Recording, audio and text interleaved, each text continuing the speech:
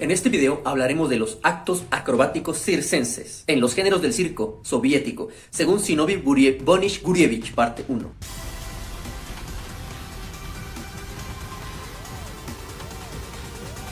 Basado en los autores. Sobre los géneros del circo soviético, de Zinovy Bonish Gurievich. La acrobacia de piso o de arena. Esta disciplina es la más básica del circo. Sobre ella se construyen todas las demás disciplinas. Según el autor, el nombre de esta disciplina proviene del idioma francés, más específicamente de la palabra parterre, que significa tierra, y nos dice: con la acrobacia de piso o arena se relacionan todas las variedades de la acrobacia ejecutada directamente sobre la arena, la de salto, la de fuerza, la plástica, la hípica y la de volteo. Zinovy Gurievich, 1987, página 31. Número 1. La acrobacia de saltos. La acrobacia de saltos es aquella en la cual el artista realiza un salto despegando totalmente todas las partes de su cuerpo del apoyo o del piso y realizando rotaciones en alguno de los diferentes ejes de rotación que tiene el cuerpo humano. Cita textual. La condición más importante para el cumplimiento exitoso de los saltos acrobáticos es la llamada saltabilidad, es decir, la destreza para cumplimentar los movimientos de traslación y giro y el ritmo de vuelo en el salto.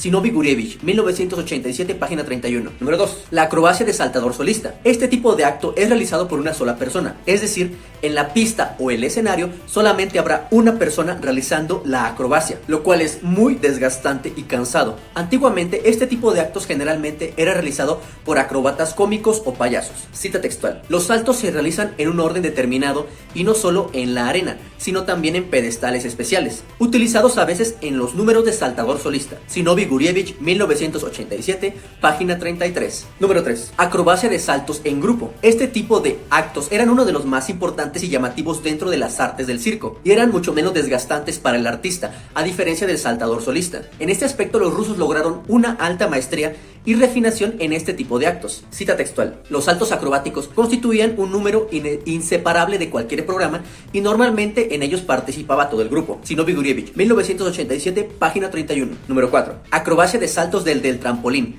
Aquí tenemos que hacer en primer lugar una precisión, ya que el autor le llama trampolín a dos aparatos diferentes. En primer lugar, al trampolín de salto de caballo de gimnasia, que tiene su origen en los acróbatas circenses, con forma de un plano inclinado, hecho de madera o construida de madera. En segundo lugar, también se refiere a una cama elástica pequeña, o un trampolín de resortes pequeño. Bien, los saltos desde el trampolín, cita textual, se ejecutan de la siguiente manera. El acróbata corriendo salta sobre la superficie y valiéndose de su rebotadora elástica, vuelve con fuerza hacia arriba. La altura del vuelo del ejecutante depende no solo del dispositivo lanzador, sino también de la habilidad del saltador para combinar sus esfuerzos de impulso con el rebote del trampolín. Zinovy Gurievich, 1987, página 37. Número 5. Acrobacia de hombros. Según el autor, este tipo de acrobacia involucra entre 2 y 3 personas, pero los nombres que se les daba a esas personas varían mucho a como los conocemos en este lado del mundo. Al ágil volador o flyer, el autor le llama el de arriba, el cual realiza la mayor cantidad de acrobacias, es el más ligero y más diestro para los equilibrios de manos. A la persona que carga, la cual nosotros conocemos como porter